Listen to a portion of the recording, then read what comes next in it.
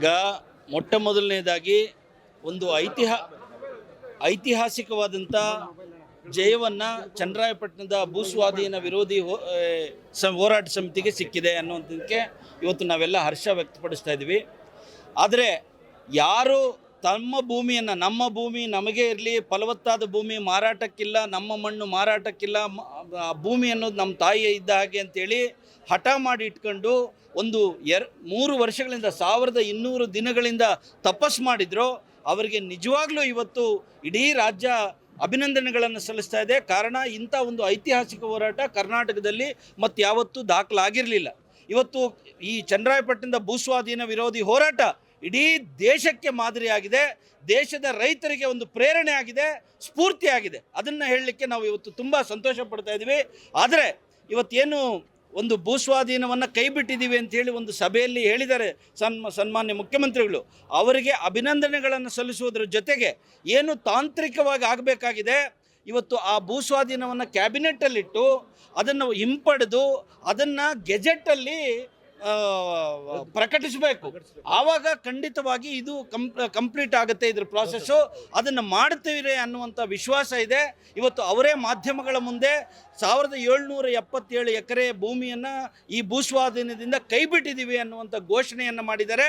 ಅದರ ಜೊತೆಗೆ ಈ ಒಂದು ರೈತರ ಹೋರಾಟದ ಜೊತೆ ನಾನಿದ್ದೀನಿ, ಮೊದಲೇ ನಾನು ಮಾತು ಕೊಟ್ಟಿದ್ದೆ, ಅದ್ರ ಪ್ರಕಾರ ಇವತ್ತು ಕೈ ಬಿಟ್ಟಿದ್ದೀನಿ ಅನ್ನುವಂಥ ಒಂದು ಭರವಸೆ ಕೊಟ್ಟಿರೋದ್ರಿಂದ ಅವರು ಆ ಕೆಲಸವನ್ನು ಮಾಡೇ ಮಾಡ್ತಾರೆ ಅನ್ನುವಂಥ ವಿಶ್ವಾಸದಿಂದ ಇವತ್ತು ಎಲ್ಲ ರೈತರು ಬಂದು ಇಲ್ಲಿ ಸಂಭ್ರಮವನ್ನು ಆಚರಣೆ ಮಾಡ್ತಾ ಇದ್ದಾರೆ. ಇದಕ್ಕೆ ಕಾರಣಕರ್ತರಾದಂಥ ಎಲ್ಲ ಪ್ರಗತಿಪರ ಸಂಘಟನೆಗಳಿರ್ಬೋದು, ದಲಿತ ಸಂಘಟನೆಗಳಿರ್ಬೋದು, ನಮ್ಮ ರೈತ ಸಂಘಟನೆಗಳಿರ್ಬೋದು, ಕಾರ್ಮಿಕ ಸಂಘಟನೆಗಳಿರ್ಬೋದು, ಹಾಗೆಯೇ ಕನ್ನಡಪರ ಸಂಘಟನೆಗಳಿರ್ಬೋದು, ಮಹಿಳಾ ಸಂಘಟನೆಗಳಿರ್ಬೋದು, ಇವರೆಲ್ಲರಿಗೂ ನಾವು ಭೂಸ್ವಾಧೀನ ವಿರೋಧಿ ಹೋರಾಟ ಸಮಿತಿಯ ಪರವಾಗಿ ಧನ್ಯವಾದಗಳನ್ನು ತಿಳಿಸಲಿಕ್ಕೆ ಇಚ್ಛೆಪಡ್ತಾ ಇದ್ದೀವಿ. ರೈತರಿಗೆ ತುಂಬ ನಿರಾಸೆಗಳಾಗ್ತಾ ಬಂದಿದೆ. ಬೆಲೆಯಿಂದ ಆಗ್ಬೋದು, ಭೂಮಿ, ಮಳೆ ಎಲ್ಲದರಿಂದ ನಿರಾಸೆ ಆಗ್ತಾ ಬಂದಿತ್ತು.